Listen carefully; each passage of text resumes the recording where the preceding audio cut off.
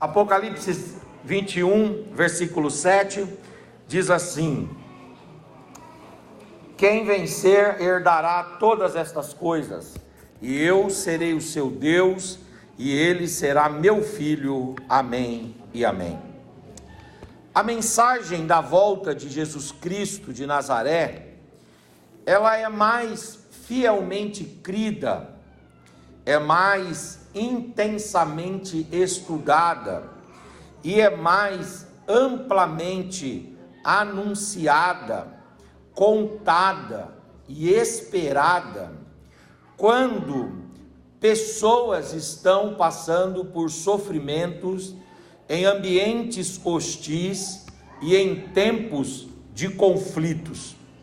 Isso porque quando está tudo bem, as pessoas não costumam pensar na ideia e na realidade da volta do Senhor, porque elas não costumam pensar na ideia, na possibilidade de deixar esse mundo. Elas resolvem definir a vida apenas a este plano, apenas a esta dimensão, numa espécie de ação ignorante, aquilo que o apóstolo São Paulo diz em 1 Coríntios 15, 19, se esperarmos em Cristo só nesta vida, somos os mais miseráveis dos homens. Mas quando estamos sofrendo em ambientes hostis e em tempos de conflitos, a mensagem da volta de Jesus torna-se para as pessoas, torna-se para nós um momento de conforto, ânimo e alento. Isso de se pensar na volta de Jesus apenas em momentos de sofrimento, apenas em ambientes hostis e apenas em situações conflituosas, não é novo. Isso já vem desde o Antigo Testamento. Aliás, no Antigo Testamento existem algumas porções da Bíblia, chamadas de porções ou escritas apocalípticas. E estas escritas apocalípticas, elas são escritas que estão em várias páginas do Antigo Testamento e que falam de eventos escatológicos, mas sobretudo falam a respeito da volta de Jesus. Mas o que é de admirar é que também nesses escritos do Antigo Testamento, a volta do Senhor, pensar na eternidade, pensar no céu, pensar na volta gloriosa do Senhor e estar com o Senhor é algo que só passa pelos autores do Antigo Testamento para escreverem textos apocalípticos somente em momentos de sofrimento, em ambientes hostis e também em momentos de aflições. Por exemplo, o livro de Ezequiel, ele é considerado lá no Antigo Testamento como uma literatura apocalíptica. É considerado como um livro que fala de forma alegórica e metafórica a respeito do mundo por vir, da eternidade, da volta do Senhor, do estado eterno de glória que o povo do Senhor vai ter com o Senhor. Mas o Ezequiel, para falar a respeito disso, qual era a sua condição? A sua condição era a condição de um exilado. Ele estava sendo hostilizado ali naquela espécie de colônia penal para os judeus na Babilônia. Ele, que era judeu, da linhagem de Levi, da casa sacerdotal, tinha sido levado para a Babilônia E ali, num ambiente hostil, no sofrimento, apertado pelas agruras da vida, o Ezequiel foi inspirado a escrever uma literatura que serviu em parte para o seu tempo, mas que projetou uma mensagem para além do seu tempo, para a escatologia, para o futuro. E nessa mensagem ele fala sobre a volta do Senhor. Mas ele só fala sobre a volta do Senhor porque ele está sendo prensado, porque ele está na moinha, porque ele está no calabouço, porque ele está no deserto, porque ele está na aflição. Isso mostra que pensam na volta do Senhor aqueles que estão submetidos a momentos de aflições, de angústias, a momentos de perdas, de luto, há momentos de temores. Quando a vida está bem, geralmente, mesmo entre os personagens bíblicos, há uma prática de ignorar esse tema, de ser indiferente a esse assunto, de não relevar esse ponto, de não parar para meditar nessa verdade. É como se isso fosse apagado da memória das pessoas, quando as pessoas estão bem, quando as contas estão pagas, quando há saúde no corpo, quando há uma aparente segurança, quando tudo vai bem, dificilmente o coração se eleva, a mente se eleva, dificilmente o espírito se eleva para refletir a respeito dessa realidade tão poderosa, que é a realidade da volta do Senhor, e a realidade de passarmos a eternidade com Deus. Uma outra literatura do Antigo Testamento, que é apocalíptica, é o livro de Daniel. O livro de Daniel, por exemplo, ele é intitulado o Apocalipse do Antigo Testamento, porque ele fala sobre verdades, ele fala de mensagens que vão para além do seu tempo, para além dos dias de Jesus, para além dos dias da igreja. Daniel fala a respeito de eventos que ainda estão por acontecer, e dentre o arcabouço desses eventos está a volta de Jesus, a volta do Senhor.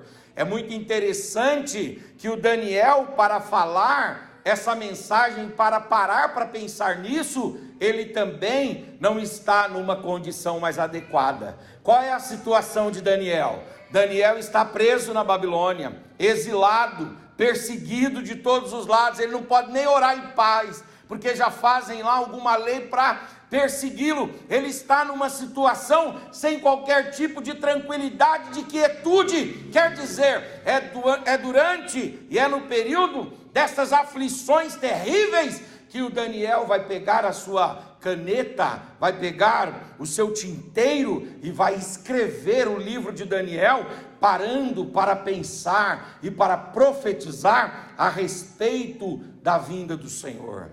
Na história da igreja, essa realidade se repete. A doutrina da volta de Jesus sempre foi mais intensamente ensinada, pregada, crida, discursada, cantada, sempre foi falada quando a igreja estava debaixo dos chicotes, quando a igreja está em paz, quando há calmaria nas ruas, quando há saúde no ambiente, quando há dinheiro de forma sobeja, quando há tranquilidade, quando há paz. A igreja, historicamente, ela também ignora esse tema, ela releva esse assunto e relega esse assunto a assunto de menor importância, a tema de menor importância, e isso não ocupa os púlpitos e as tribunas. Por exemplo, os hinos sobre a volta de Jesus, eles também guardam essa prática. Nos Estados Unidos, hoje é dia 20 de novembro de 2021, e se comemora no Brasil, o Dia da Consciência Negra. E nos Estados Unidos, os negros americanos confeccionavam hinos de louvor ao Senhor para falar da Nova Jerusalém, para falar do novo céu e da nova terra, para falar da eternidade com Deus, somente quando eles estavam debaixo do chicote, apanhando e aflito, aí eles cantavam a respeito dessa esperança, porque é assim, quando as coisas estão bem, não se fala muito sobre a volta de Jesus, quando tudo está organizado, quando tudo está sincronizado, quando há simetria na vida, ignora-se esse assunto. Mas aí, quando as coisas começam a apertar, quando a areia movediça começa a nos engolir, quando os abismos se tornam cada vez mais profundos, quando nós estamos enlutados, quando nós estamos castigados pelo chicote e pela dureza da vida e realidade da vida, daí então é que a igreja para pensar nesse tema, para pensar nesse assunto. E eu percebo que nesse período aí de 2020 e 2021, essa temática, eu prego em bastante festas, assim seja de jovens, irmãs, varões, igreja, e eu tenho pregado com maior recorrência, a uma maior frequência de repetições desse tema, variações desse tema, a respeito do arrebatamento, a respeito da volta de Jesus. E a que eu reputo isso? A que eu atribuo isso? Eu atribuo ao fato de a pandemia ter levado muita gente nossa, de a pandemia ter nos colocado num colapso financeiro, numa crise sem precedente de ordem mundial, e agora, quanto mais a situação aqui nesse plano e nessa dimensão se torna reinda e angustiante, mais quer se falar, mais quer se discutir, mais quer se ouvir e mais quer se ensinar a respeito desse tema. Eu quero parabenizar essa igreja, quero parabenizar o pastor Fábio, também o Fabiano, o irmão Francisco, o Flávio, quero parabenizar aqui o Raiz de Davi por ter escolhido esse tema, porque esse tema é tema que deve ser discursado. É interessante que das pregações de Jesus, 30% das pregações de Jesus foram destinadas à sua volta, aleluia, porque esse tema tem que estar vigorante, esse tema tem que estar vivo, esse tema tem que estar latente, porque senão cairemos no engodo que Paulo diz para não cairmos, de esperarmos em Deus apenas para essa vida. Não, aqui tem uma igreja, aleluia, que deseja de Deus as benesses desse tempo e desse mundo e dessa dimensão, mas sobretudo aqui está uma igreja que anela, que anseia, que brama, que clama e que invoca a volta do Senhor nosso Deus. Urabacandaramahai. Eu quero falar algumas coisas a respeito disso. Primeiro, o crente deve crer sobre Jesus, em primeiro lugar, que Jesus é Deus. É muito interessante que em Colossenses 2,9 diz que em Cristo habitou corporalmente toda a plenitude da divindade. Habitou corporalmente toda a plenitude da divindade em Cristo. Isso quer dizer, Ele é Deus entre nós, Ele é o Deus encarnado, Ele é o verbo de Deus entre os homens, Ele é o verbo vivo que manifestou-se em carne e vimos a sua glória, a glória como do unigênito do Pai, cheio de graça e de verdade. Mas nós não podemos apenas crer que Ele é Deus, nós temos que crer também que Ele é homem, 100% homem. É isso que diz Hebreus 4,15, nós não temos um sumo sacerdote que não possa se compadecer de nós, porque não conhece o que é ser homem. Antes, nós temos um sumo sacerdote que pode se compadecer de nós, pois encarnou, aleluias, glória a Deus, e como homem, em tudo ele foi tentado, mas em nada ele pecou. Nós temos que crer que a sua concepção foi virginal, vindo Jesus de uma mulher, conforme Gálatas 4:4, mas vindo a plenitude dos tempos, Deus enviou o seu Filho, nascido de mulher e nascido sob a lei. Nós temos que crer que Ele é Deus, nós temos que crer que Ele é 100% homem, e nós temos que crer que Ele foi concebido virginalmente. Ele andou entre nós, viveu 33 anos, e depois Ele morreu na cruz, e nós temos que crer que a sua morte foi uma morte vicária. 1 de Pedro 3,18 diz: porque também Cristo padeceu uma vez pelos nossos pecados, o justo padeceu pelos injustos.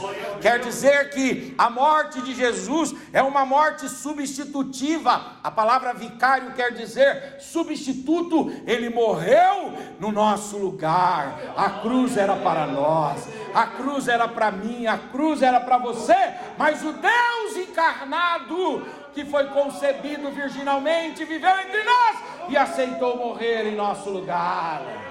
A Ele a honra, a Ele a glória, a Ele a supremacia, a Ele o louvor.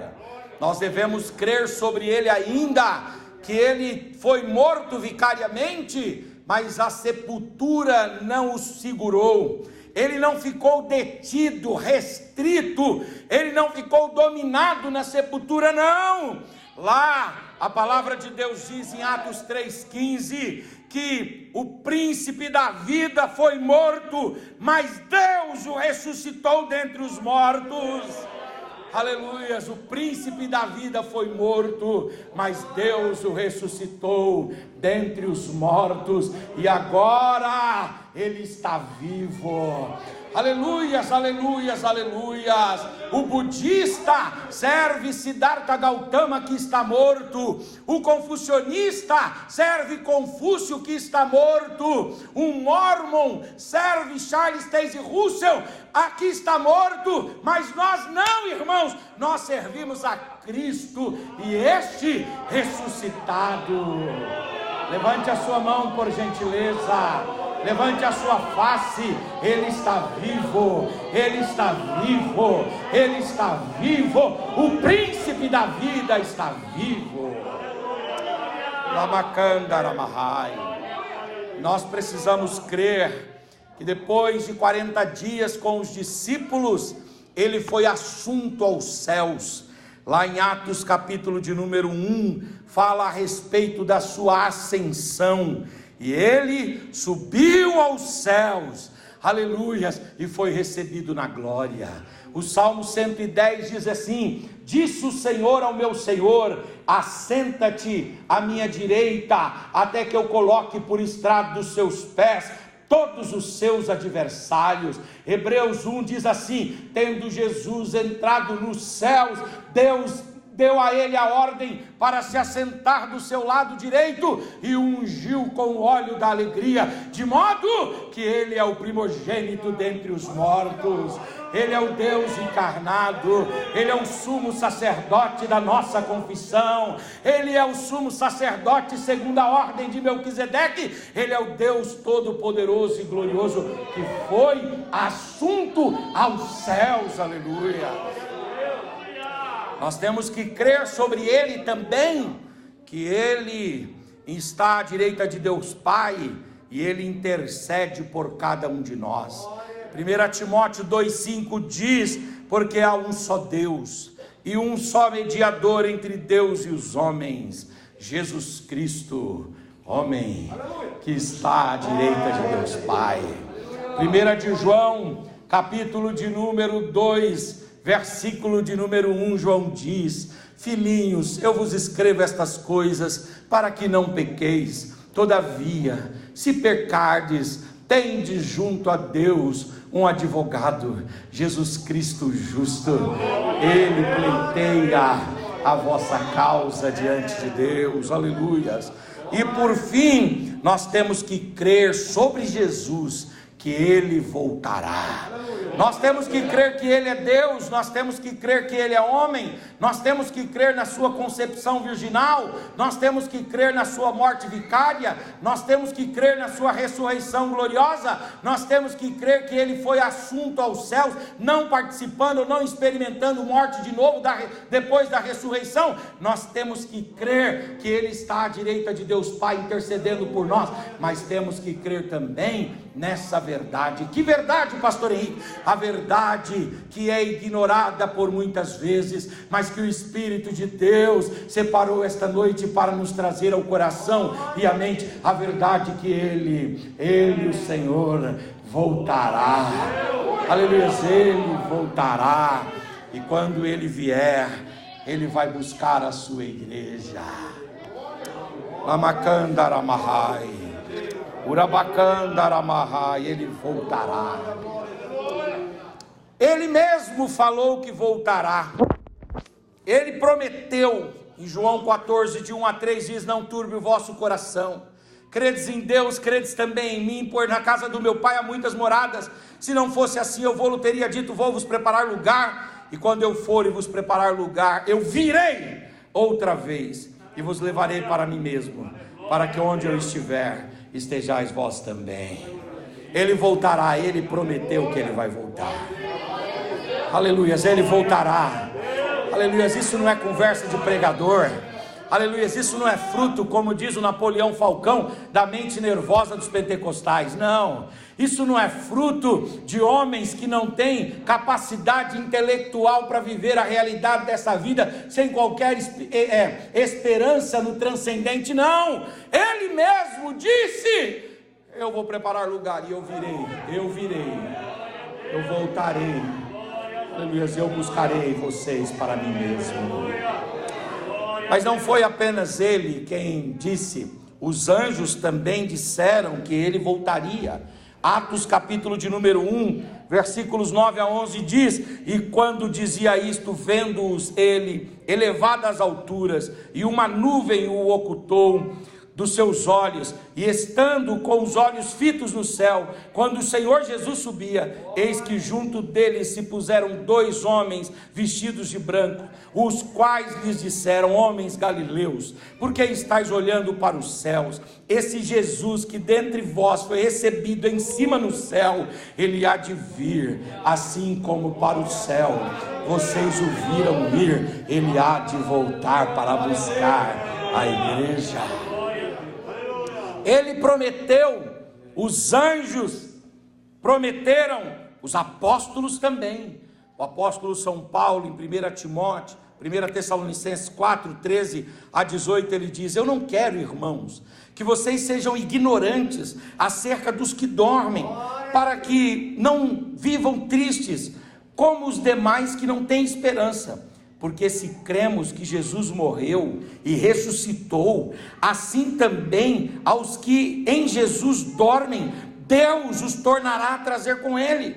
Dizemos, pois, isto pela palavra do Senhor, que nós, os que ficarmos vivos para a vinda do Senhor, não precederemos os que dormem, porque o mesmo Senhor descerá do céu com alarido e com voz de arcanjo, com a trombeta de Deus, e os que morreram em Cristo ressuscitarão primeiro. Depois nós, os que estivermos vivos, seremos arrebatados juntamente com eles nas nuvens, a encontrar o Senhor nos ares, e assim estaremos para sempre com o Senhor. Portanto, consolai-vos uns aos outros com esta mensagem: Ele virá. Levante a sua mão, por gentileza.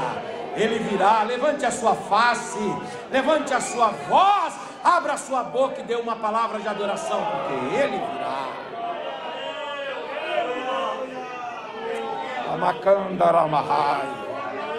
Ele virá.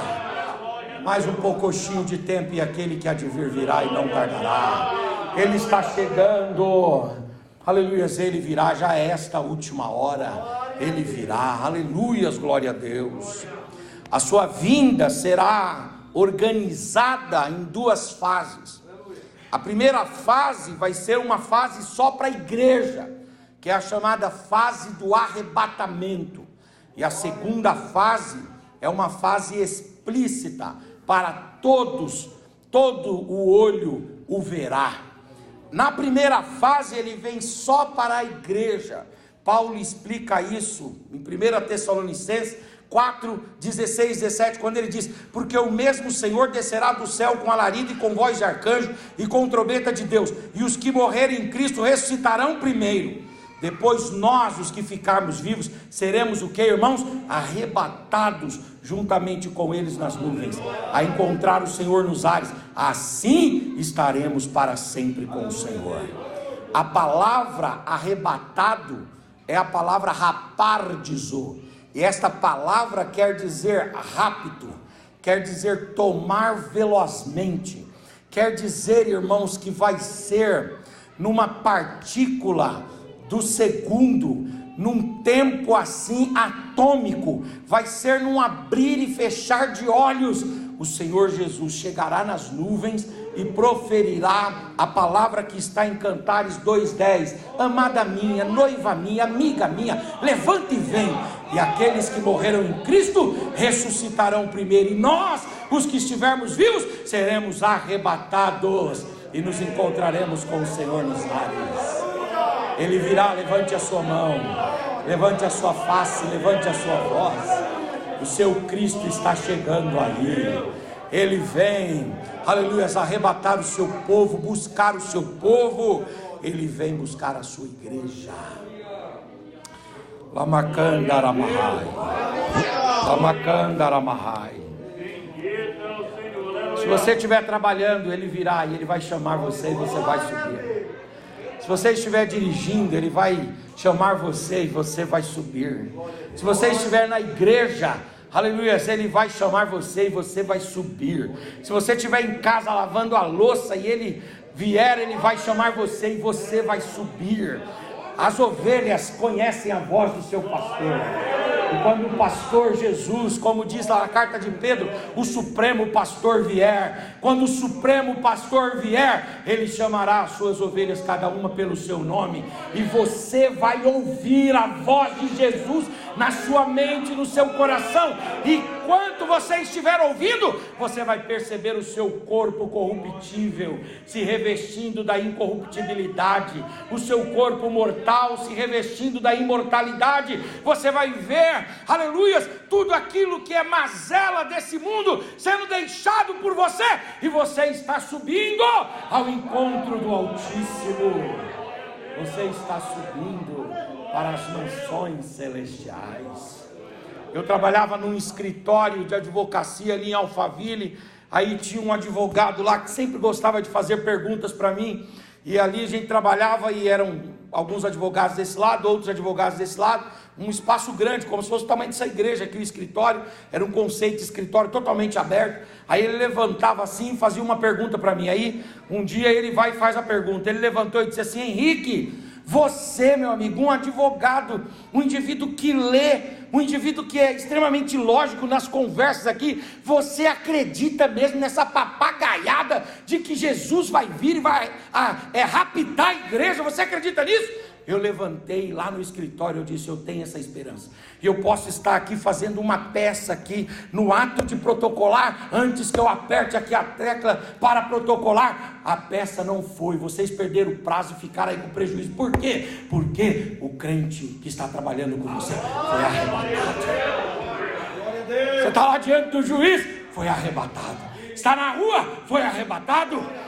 Está lá no elevador, foi arrebatado. O que é isso? É o noivo buscando a noiva. O que é isso? É o arrebatamento da igreja. Levante a mão. Você anela esse dia. Aleluia, você tem esperança nesse dia. Há uma ardente expectação no seu interior por esse dia. Esse dia virá. Ele voltará para buscar a sua igreja. Será num abrir e fechar de olhos. Você vai saber que o Senhor falou com você. Você vai ouvir. O Tim LaHaye escreveu aquele livro Deixados para Trás, e eu discordo um pouco da opinião dele, que ele fala, né, que quando a gente for deixado aqui, ele diz assim que as nossas roupas ficarão, óculos, sapato, E eu tenho uma ideia sobre isso, uma opinião particular sobre isso. Estou pregando aqui, posso dividir com os irmãos sem ofender os irmãos, que é o seguinte: quando Jesus foi transfigurado, a sua veste foi também revestida da glória de Deus. Eu não sei, mas a roupa que eu tiver é com essa que eu vou subir. Eu creio que isso aqui também vai entrar nas mansões celestiais. Como, pastor Henrique? Como? Então eu tenho que estar sempre bonito, porque se eu estiver bonito, né, aí que eu chego lá no céu, lá tô meio, né, assim, então tem que estar sempre na moda. Não, aleluias, glória a Deus. Essa roupa também passará por uma transformação. Aleluias. Você será arrebatado e vai encontrar-se com o Senhor nos ares. Aí a Bíblia diz que vai acontecer o que com a igreja? A igreja vai entrar nos céus. Os anjos vão recepcionar a noiva do Cordeiro, como nós recepcionamos uma noiva quando entra, né, num cortejo nupcial dentro da igreja, e a gente fica de pé admirando a noiva. Os anjos também ficarão em pé admirando a beleza da noiva.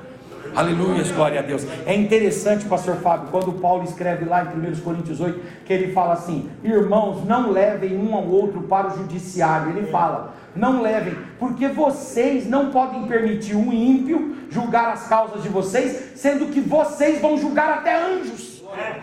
Se vocês vão julgar anjos, não se reduzam a deixar ímpios julgarem as causas de vocês. O argumento de Paulo é fortíssimo. Nós vamos julgar anjos. Por isso que quando a igreja estiver no cortejo ali nupcial, aleluia, ouvindo a marcha nupcial dos céus, os anjos estarão ali de cabeça erguida, aleluia, contemplando a beleza, a formosura da igreja. Quem é esta?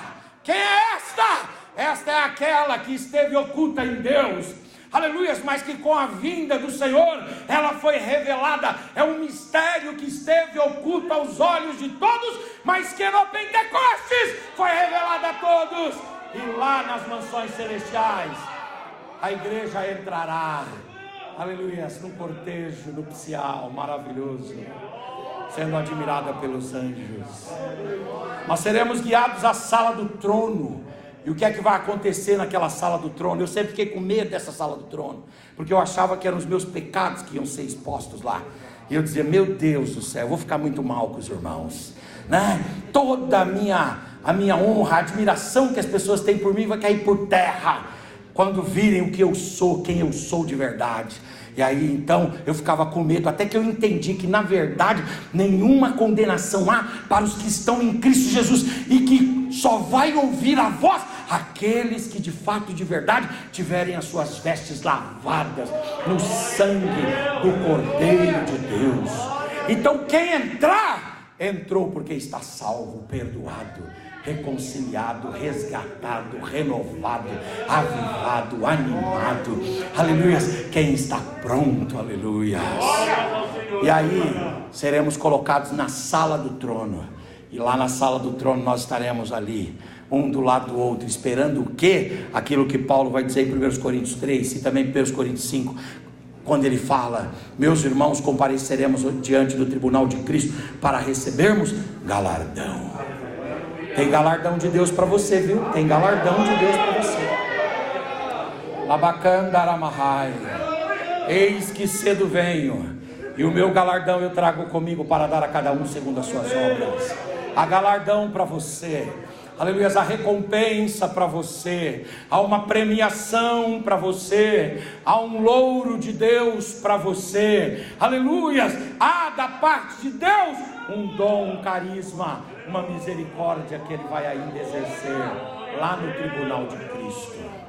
Quem chegar lá com as mãos vazias, como diz o Russell Shedd, lá no céu não haverá tristeza nem morte, mas lá no céu haverá constrangimento. Como vai ser esse constrangimento, pastor Henrique? Alguns irmãos, na hora que estiverem lá no tribunal de Cristo, para receber a premiação, o galardão, esses irmãos que já estão salvos, já estão nas mansões celestiais, os céus já estão garantidos, a eternidade com o Senhor já está garantida. Mas quando esses irmãos chegarem lá, o Senhor vai perguntar para ele assim: você está com alguma coisa aí para apresentar? Qual é o fruto do teu trabalho? E alguns vão olhar nas mãos e as mãos estarão vazias, não terão nada para apresentar. É aí que o Russell Shedd diz que lá no céu vai haver constrangimento. No mínimo o seu olhar vai ficar baixo. É claro que Deus vai falar: levanta a cabeça, porque você já está salvo. Ninguém é salvo por obra, ninguém é salvo pelo que faz ou deixa de fazer, é salvo pela graça. Você já está salvo, já está nas mansões celestiais, mas eu ainda tenho recompensa para aqueles que trabalharam, aqueles que falaram do meu evangelho, aqueles que anunciaram as boas novas. Por isso, quando a gente pensa na vinda de Jesus, nós pensamos também na responsabilidade da igreja de trabalhar e fazer alguma coisa no reino de Deus. Fala para o seu irmão aí, diga para o seu irmão assim: se você entrar no vulcão do Monte Vesúvio, lá na Itália, com as suas obras, sai alguma obra do outro lado? Porque Paulo diz que feno não sai, palha não sai, madeira não sai, mas pedras preciosas vão passar pelo fogo e vão sair do outro lado para a glória do Senhor. Posso, tendo as mãos vazias, com Jesus me encontrar? Quantas almas poderia ao Senhor apresentar? Esta noite é uma noite de comissionamento de Deus, de chamamento de Deus, dizendo para cada um de nós: exerça o seu chamado, fale do meu evangelho, fale da minha palavra, anuncie o meu reino, para chegar naquele grande e maravilhoso dia, você ter galardão do Senhor para receber. E aí a Bíblia diz que depois disso nós vamos para o casamento, as bodas do Cordeiro. A igreja participará das bodas do Cordeiro. O que são bodas do Cordeiro? É o casamento. A igreja casará com Cristo. Paulo diz: grande é esse mistério. Que mistério? A igreja casando com Cristo. Grande é esse mistério. É um mistério extraordinário, mas lá nós casaremos com o Senhor. Eu gosto muito da definição do Meyer Pirman, quando ele diz que esse casamento com o Senhor não significa coabitação carnal, não significa nada disso. O que significa? Significa que a glória de Cristo refletirá em nós de forma tão intensa que nós seremos confundidos com Ele. A mulher é confundida com o marido, e o marido é confundido com a mulher. Quando os dois estão vivendo intimamente juntos assim há muitos anos, o marido empresta suas características para a mulher e a mulher empresta suas características para o marido. Cristo lá nos céus vai imprimir em nós tanto dos seus atributos e da sua glória que nós seremos confundidos com Ele. É capaz de um anjo desavisado passar e falar: é Jesus? Não, é só um crente lá de São Silvestre que foi arrebatado, está andando no céu para conhecer o céu. Aleluias, glória a Deus. Os arcanjos, os querubins e os serafins vão te confundir com Cristo. Por quê? Porque Cristo estará impregnado em você. Aleluias, aleluias. Eu estou sentindo a presença de Cristo aqui. Você pode levantar a sua mão, você pode levantar a sua face, você pode levantar a sua voz, abrir a sua boca e dar uma palavra de adoração ao Senhor.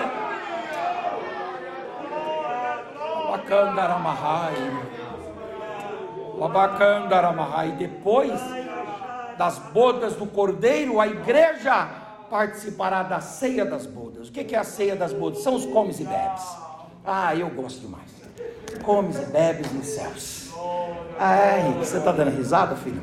Mas a Bíblia fala que Jesus, com o corpo glorificado, comeu um peixinho. Aliás, em Lucas 24 diz que Jesus comeu um peixinho, pastor Fábio, com mel, um peixinho com mel. Eu tive lá naquele mercadão de Fortaleza, sabe? Fui comprar lá uns souvenirs lá para trazer para uns parentes aqui, uma vez que eu fui viajar para lá. Aí o mercadão é enorme, mas tem um restaurante lá no segundo andar que vende um peixe com a banana, um peixe na banana, assim, ele é todo coberto com banana. Quando eu olhei aquilo ali, eu falei: esse negócio agridoce não vai dar certo aqui, tá parecendo uva passas no Natal, no arroz. Eu falei: isso não vai dar certo. Aí a moça falou: experimenta. Eu quase que eu como a travessa toda. Mas isso é bíblico, está lá em Lucas 24, que Jesus pegou o peixinho, passou um melzinho em cima e disse: eu vou comer. Mas o senhor não está com o corpo glorificado? Sim, mas esse corpo aqui glorificado, ele existe nas duas realidades. E lá na realidade celeste, diz que nós assentaremos. e o Senhor ceará conosco a ceia maravilhosa, que Ele disse aos seus discípulos: não beberei convosco do fruto dessa vide, até que eu venha, até que nós entremos lá no reino do meu Pai, e quando chegar lá, haverá uma ceia gloriosa. Fala para o seu irmão aí, você vai participar, diga, você vai participar dessa festa gloriosa. Aleluias, glória a Deus, aleluias, glória a Deus, aleluias, glória a Deus, aleluias. Depois disso, a igreja descerá para esse mundo, e a igreja vai descer com Cristo na sua segunda vinda, na segunda fase, porque a primeira fase da vinda do Senhor é só para a igreja, é o arrebatamento. Agora a segunda fase da segunda vinda é para o mundo todo. Aí o Senhor não vem sozinho, não, o Senhor vem acompanhado. O Senhor vem com quem? O Senhor vem com os seus santos anjos. Está lá em Zacarias 14, Ele descerá com os seus santos anjos. Glória a Deus. Labacandaramai. Mas Ele não descerá só com os seus santos anjos, não. Ele descerá também com a sua igreja. Aleluias, aleluias. E aonde é que nós vamos aportar? Lá no Monte das Oliveiras. E Ele vai pisar no Monte das Oliveiras, e o monte vai rasgar do céu até embaixo. E quando acontecer isso, o Senhor Jesus vai soprar com o sopro da sua boca os inimigos de Israel, separará os bodes das ovelhas e vai estabelecer paz na terra. 1000 anos de paz. Satanás será preso, haverá uma tranquilidade, uma harmonia aqui magnífica nessa terra. A igreja no reino de Cristo comandando esse mundo. Glória a Deus. Tem um teólogo que ele diz: em quantas cidades você quer reinar? E ele diz que nós vamos reinar em mais cidades se trabalharmos mais para Jesus, e vamos reinar em poucas cidades se trabalharmos pouco para Jesus, e alguns que não trabalharam nada vão pegar os pequenos bairros para cuidar. Quem sabe você, né, no reino milenial não está aqui comandando São Silvestre, né? Você é o que? Estou ajudando o Senhor Jesus no São Silvestre. Eu que estou cuidando. Cuidando do quê? Estou cuidando dos seres humanos vivos que tem aqui. Eu estou ladeando com os anjos. Eu estou cuidando aqui. Eu estou administrando 1000 anos aqui. E depois Satanás será solto, tentará as nações. Já está profetizado que as nações cairão no engodo de Satanás e elas se levantarão contra Jesus. Satanás vai colocar na cabeça dos homens que os homens poderão destruir Deus. O diabo sempre coloca essas ideias na mente do ser humano, que o ser humano pode destruir Deus. Coitadinho mesmo. Qual é a ideia da Torre de Babel? É a independência de Deus. Vamos destruir Deus. Mas de repente Deus foi lá e disse: confundam-se as línguas. E houve uma confusão e os homens foram espalhados. Na geração antediluviana, o homem quer enfrentar Deus, e Deus diz: abram-se as comportas e os lençóis freáticos, e deem um dilúvio para essa terra, e os homens foram destruídos. Quando Sodoma e Gomorra quis enfrentar Deus, Deus diz: abre as comportas dos céus. Os céus o céu atmosférico, né? Abram-se as comportas para que entrem aqui pedras incendiadas, e essas pedras queimem Sodoma e Gomorra e destruam os seus moradores. E foi isso que aconteceu. Toda vez que o homem quer enfrentar Deus, o juízo de Deus é severo, e vai acontecer isso no final do milênio. Mas aí, depois que aconteceu isso, o Senhor destruiu os ímpios, Satanás, seus demônios, os ímpios, a besta, o falso profeta, o anticristo. Todos eles vão ser colocados no banco dos réus. E aí Deus vai estar assentado no seu trono, o Espírito Santo ao seu lado, Jesus Cristo ao seu lado, e vai se cumprir Apocalipse 3:21, ao que vencer, eu darei o direito de se assentar comigo no meu trono. Isso é maravilhoso. Lúcifer tentou tomar o trono, perdeu. O homem tenta tomar o trono e perde, mas para a igreja ele vai dar de graça. Fala para o Senhor: isso é uma bênção para você, diga, é para você. Essa honra é para você. Tem gente que não tem nem cadeira para sentar em casa, mas vai sentar no trono de Deus. Aleluia.